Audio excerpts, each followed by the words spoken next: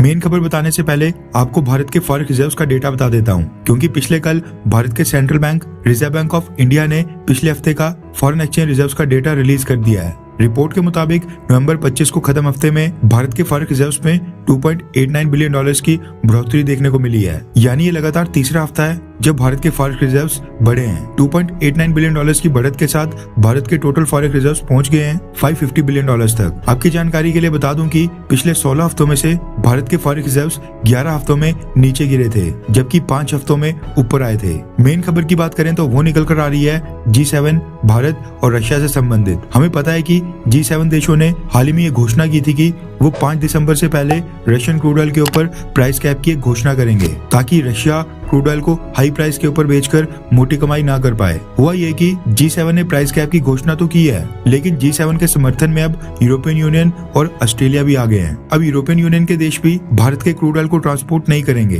पहले क्या था कि G7 के देशों ने डिसाइड किया था कि जो वो रशियन ऑयल के ऊपर प्राइस कैप डिसाइड करेंगे उसको अगर फॉलो नहीं किया तो केवल G7 देशों की शिपिंग और इंश्योरेंस कंपनीज रशियन ऑयल को ट्रांसपोर्ट नहीं करेंगी। उस समय भारत के लिए थोड़ी राहत की खबर ये थी कि हमारे पास कई सारे यूरोपियन यूनियन के देशों की शिपिंग और इंश्योरेंस कंपनीज का ऑप्शन बचा था। अगर हम G7 की प्राइस कैप को फॉलो नहीं करते हैं तो फिर उस केस में यूरोपियन यूनियन के देशों की कंपनी से सर्विस ले लेते। लेकिन पिछले कल यूरोपियन यूनियन के देशों ने भी रशियन ऑयल के ऊपर प्राइस कैप का समर्थन करने की घोषणा कर दी है। यानी अब यूरोपियन यूनियन के देशों की शिपिंग और इंश्योरेंस कंपनीज भी तभी रशियन ऑयल को ट्रांसपोर्ट करेंगी जब वो प्राइस कैप को फॉलो कर रहे हो। कहने का मतलब है कि भारत को रशियन ऑयल परचेज करने के लिए ऑयल टैंकर शिप्स की और भी ज्यादा किल्लत होने वाली है। पहले खाली G7 देशों की कंपनीज के ऊपर रिस्ट्रिक्शंस थी, अब यूरोपियन यूनियन के 27 देशों की कंपनीज भी इसमें जुड़ गई हैं। इंश्योरेंस कवर तो खैर भारत सरकार खुद भी अरेंज कर लेती, लेकिन क्रूड ऑयल को ट्रांसपोर्ट करने वाले ऑयल टैंकर शिप्स का इंतजाम ये थोड़ा मुश्किल हो जाएगा। हम सबको पता है कि क्रूड ऑयल की स्ट्रेटेजिक इंपॉर्टेंस काफी ज्यादा है। अगर देश को क्रूड ऑयल मिलना बंद हो गया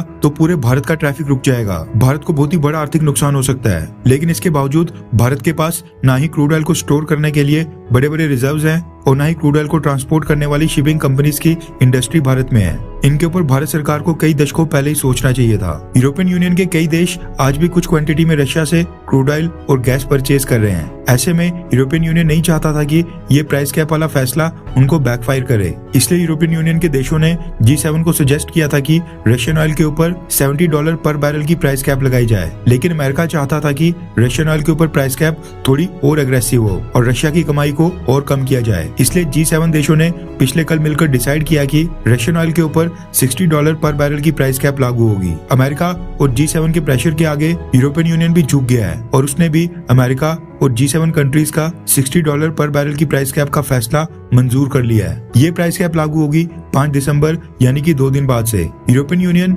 G7 और ऑस्ट्रेलिया के प्राइस कैप के फैसले के बाद अब भारत के ऊपर प्रेशर काफी ज्यादा बढ़ने वाला है। हाल ही में भारत G20 का प्रेसिडेंट बना था, जिसमें अधिकतर देश G7 और यूरोपियन यूनियन से ही हैं। हमें इन देशों की कोऑपरेशन की जरूरत है। ऐसे में कोई भी फैसला करना भारत के लिए बहुत ही डिफिकल्ट होने वाला है। जब हम ये वीडियो रिकॉर्ड कर रहे हैं, अभी तक भारत ने इस प्राइस कैप के ऊपर अपना स्टैंड क्लियर नहीं किया है। रशिया पहले इस बात की घोषणा कर चुका है कि जो भी देश अमेरिका और G7 द्वारा निर्धारित प्राइस कैप को फॉलो करेंगे, रशिया उनको क्रूड ऑयल नहीं बेचेगा। खैर, आपको क्या लगता है कि रशियन ऑयल के ऊपर प्राइस कैप वाले मुद्दे में भारत को किसका साथ देना चाहिए, अमेरिका या फिर रशिया का? नीचे कमेंट करके अपनी राय जरूर बताएं।